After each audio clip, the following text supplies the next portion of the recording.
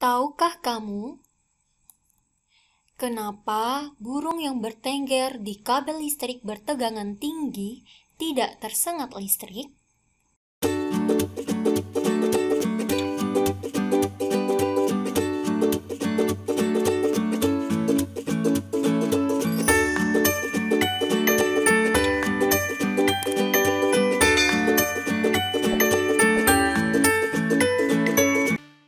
Untuk menjawab pertanyaan tadi, mari kita pelajari materi kali ini pada bab rangkaian arus searah pada subbab hambatan listrik.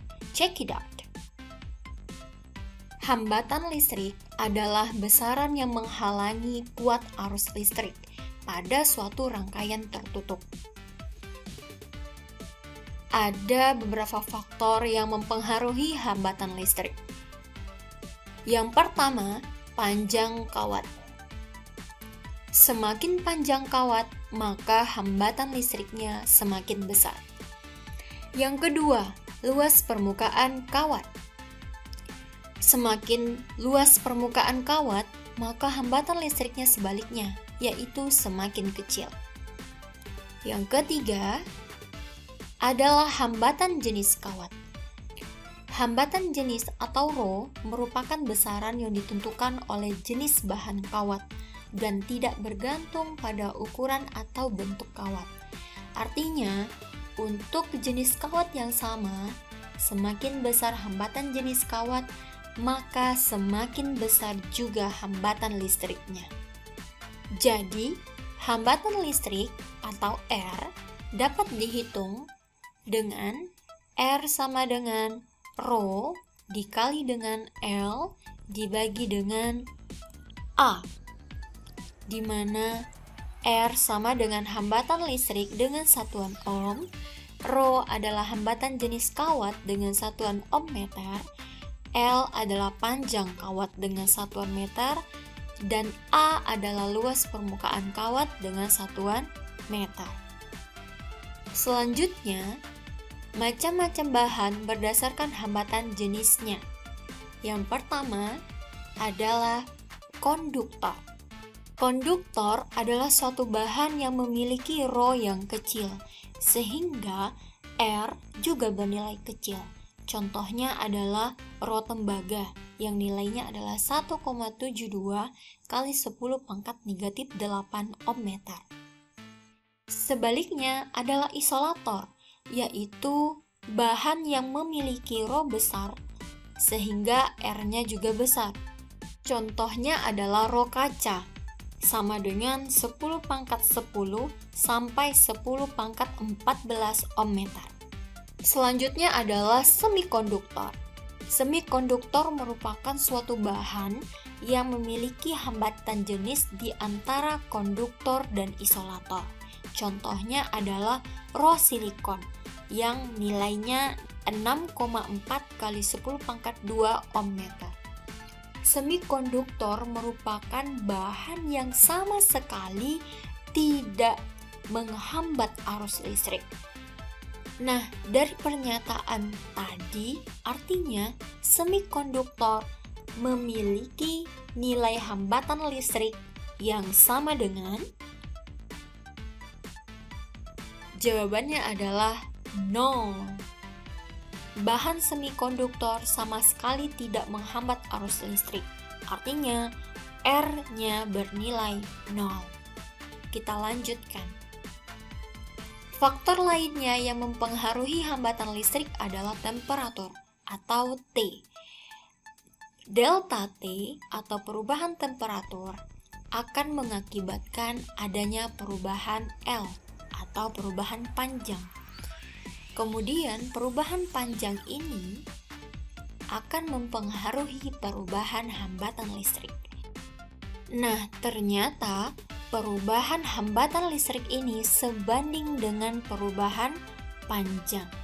Sehingga dengan menganalogikan keduanya, kita bisa mendapatkan persamaan delta R sama dengan alfa dikali R0 dikali delta T, di mana delta R merupakan perubahan hambatan listrik, alfa adalah koefisien muai panjang, R0 merupakan hambatan awal dan delta T adalah perubahan suhu. Nah, untuk memahaminya, mari kita coba menganalisis grafik berikut ini. Di sini terdapat grafik arus terhadap tegangan listrik. Ada dua buah garis, yaitu T1 dan T2. Nah, pertanyaannya adalah, suhu manakah yang lebih besar?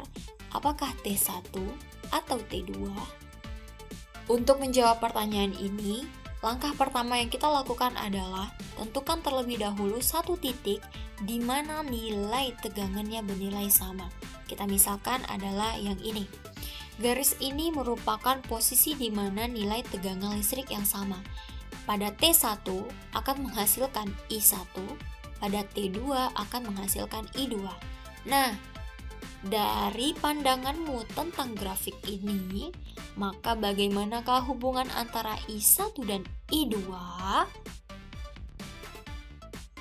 Ya, I1 lebih besar dari I2. Selanjutnya, kita tahu bahwa ketika arus yang mengalir besar, artinya hambatan listriknya bernilai kecil. Nah, dari hubungan I1 dan I2, kira-kira bagaimana hubungan R1 dan R2? Ya, R1 pasti lebih kecil dari R2 karena arus 1 mengalir lebih besar dibanding dengan arus 2. Artinya, hambatan 1 pasti lebih kecil dari hambatan 2. Nah, sebelumnya kita sudah tahu bahwa delta R sebanding dengan delta T. Sehingga, suhu manakah yang lebih besar? Ya, T1 tentu lebih kecil dari T2 atau suhu yang lebih besar adalah T2. Mudah bukan? Selanjutnya, sebelum kita memahami kasus sebelumnya, mari kita coba pikirkan kasus berikut ini. Rangkaian ini terdiri dari dua buah lampu, yaitu lampu A dan lampu B, dan terdiri dari dua buah saklar, yaitu saklar 1 dan saklar 2. Nah, rangkaian ini dihubungkan dengan satu buah baterai sebagai sumber tegangan listriknya. Dari rangkaian ini, mari kita analisis kasus pertama. Kasus pertama adalah hanya saklar 1 yang on. Ketika hanya saklar 1 yang kita hidupkan, maka bagaimanakah nyala lampu A dan nyala lampu B? Mari kita coba. Saklar 1 kita hubungkan. Yang terjadi adalah lampu A dan lampu B menyala. Apakah jawaban kamu benar? Ya, tentu saja ketika saklar 1 kita on-kan, maka arus akan mengalir dari kutub positif menuju ke lampu A dan menuju lampu B sehingga kembali lagi ke sumber tegangannya. Cukup mudah ya. Kita lanjutkan dengan kasus kedua, yaitu hanya saklar 2 yang kita on-kan. Bagaimanakah nyala lampu A dan nyala lampu B? Untuk mengetahuinya, mari kita coba. Saklar 2 kita on-kan. Yang terjadi adalah, ya, lampu A dan lampu B ternyata tidak menyala. Kenapa? Ya, mudah saja. Di sini saklar 1 terbuka, artinya arus terputus di kutub positif baterai. Mudah ya. Kita lanjutkan dengan kasus ketiga. Apa yang terjadi dengan nyala lampu A dan nyala lampu B ketika saklar 1 dan saklar 2 kita on-kan? Mari kita coba. Saklar 1 dan saklar 2 kita on-kan. Yang terjadi adalah lampu A menyala dan ternyata lampu B tidak menyala. Kenapa? Nah, mari kita coba telusuri. Pertama, arus akan mengalir melewati saklar 1, kemudian berlanjut melewati lampu A. Selanjutnya, lampu akan melewati percabangan antara ke lampu B atau ke saklar 2 atau kedua-duanya. Nah, ternyata pada prakteknya arus hanya mengalir di saklar 2 saja, sedangkan pada lampu B arus tidak mengalir. Kenapa? Karena pada lampu B, hambatan listriknya bernilai jauh sangat lebih besar dibandingkan dengan hambatan listrik di saklar 2. Nah, arus cenderung hanya akan mengalir pada hambatan yang nilainya lebih kecil. Karena perbandingan antara hambatan listrik di B dan di saklar 2 sangat jauh lebih besar, akhirnya arus tidak mengalir di lampu B, tapi hanya mengalir di saklar 2 saja, sehingga lampu B tidak menyala. Nah, kasus ini bisa kita gunakan untuk menjadi acuan dalam menjawab kasus sebelumnya, yaitu kasus bertenggernya burung di kabel listrik. Dengan menganalogikan lampu B analog dengan burung dan saklar 2 analog dengan kabel listrik di antara kaki burung, maka kira-kira kamu tentu pasti tahu dong jawabannya. Mudah bukan? Makhluk hidup itu pada hakikatnya merupakan konduktor yang sangat buruk. Artinya, hambatan listriknya bernilai sangat besar. Semoga dengan contoh tadi kamu telah mengetahui jawaban kenapa burung tidak tersengat listrik ketika bertengger di kabel listrik.